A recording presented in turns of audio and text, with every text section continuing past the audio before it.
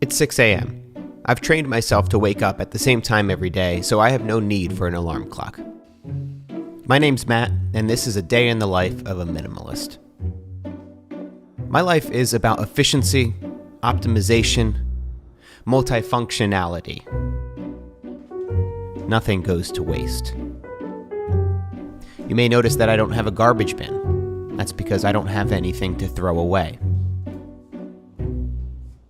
This may look like just a normal cereal bowl to the non-minimalist, but to a minimalist, it's also a coffee cup.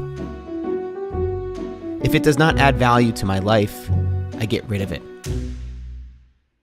Some have asked me, what about things that bring you joy?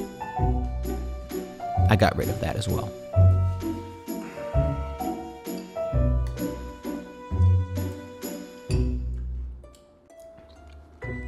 This isn't what my day actually looks like. I'm not that much of an asshole. You guys want to see what an actual day in the life of a minimalist is like? Well, I'll show you mine.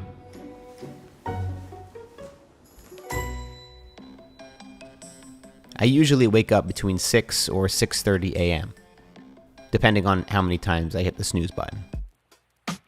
Apart from what you may have heard about minimalists, I do have a toothbrush and I shower daily. True to the stereotype, I actually do wear the same thing pretty much every day. A charcoal t-shirt and a black pair of jeans. I have a stack of the same t-shirt.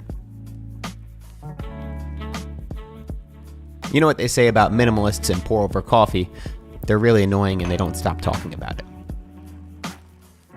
Now, as I make this hipster cup of coffee, I'd love to talk for just a moment about my Patreon account. I've been making some pretty cool videos there that I don't release anywhere else. Like videos about how I make my videos, including a breakdown of the one you're watching right now. I talk about my process, how I come up with ideas, tips for growing an audience, and advice on how to build a successful business. My Patreon account is one of the ways that I'm able to keep this YouTube channel 100% advertisement free. You can check it out at patreon.com/MattDiavella. There's a link in the description. Oh, look at that. Coffee's done. I usually get in about an hour of work before Natalie starts stirring in bed, at which point I'll take a little break. You want to talk? Nope. And chat for a little bit before she gets ready for work. Then I get back to work. As an independent filmmaker, I spend about 50% of my time right here at this desk editing projects. When I first started out, I worked with only clients. So clients would pay me to make weddings, bar mitzvahs. Eventually I graduated to working with startups and tech companies. But to this day, even now that I'm working only on original projects like my podcast, YouTube videos, and feature films, much of my time is spent editing. Now I know not every filmmaker loves editing, and that's why there's people that exclusively just edit and there's people who exclusively just direct. But I love something about tackling every part of the process. And to me, editing poses so many challenges. To tell a story through editing requires a certain kind of mindset and a certain kind of independence that I really enjoy.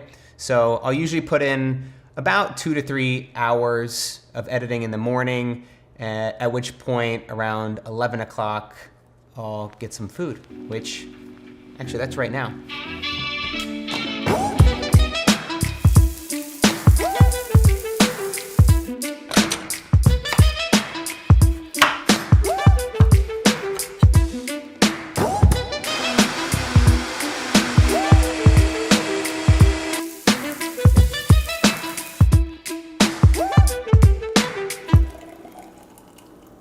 I like to keep my lunches pretty simple. I'll typically make 2 or 3 times as much as I need and save the rest for the next couple days. One of the biggest benefits of working from home is the access to my kitchen. I find I spend less money eating out and I eat much healthier than when I had an office space. After lunch, I'll get changed and make my way to the gym.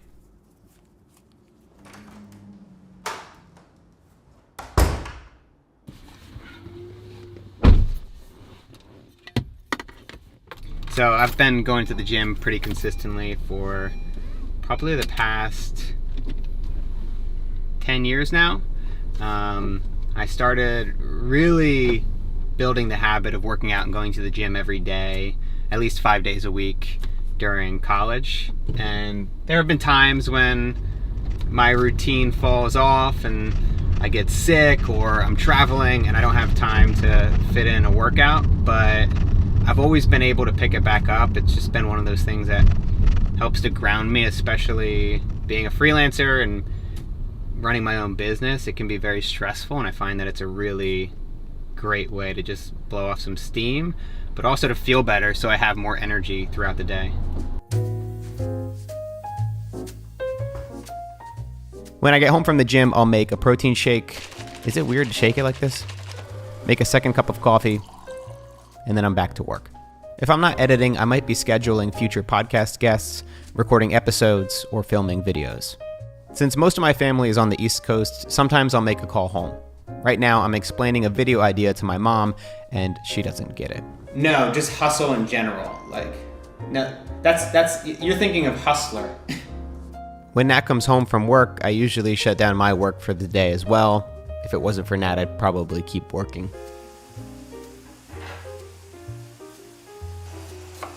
So can you give me your best Italian accent? This weekend we went down to an Olive Garden and they had a fantastic dish there called a carbonara alla Natalie, and I was like, I don't know. That was really good. I don't know if my day looks very different from someone who isn't a minimalist. If anything, it comes down to the things I don't do. I don't waste a lot of time thinking about what I'm going to wear in the morning. I'm intentional with how I use social media, so I don't get easily distracted from my work. It takes a lot of intention up front, as well as the ability to adapt as my life changes, but I don't spend any unnecessary time chasing things that aren't important to me.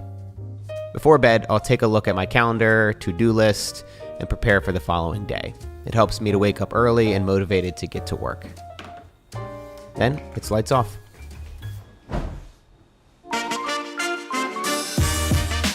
Thank you so much for watching this video. I hope you enjoyed it. You can support this ad-free YouTube channel on Patreon.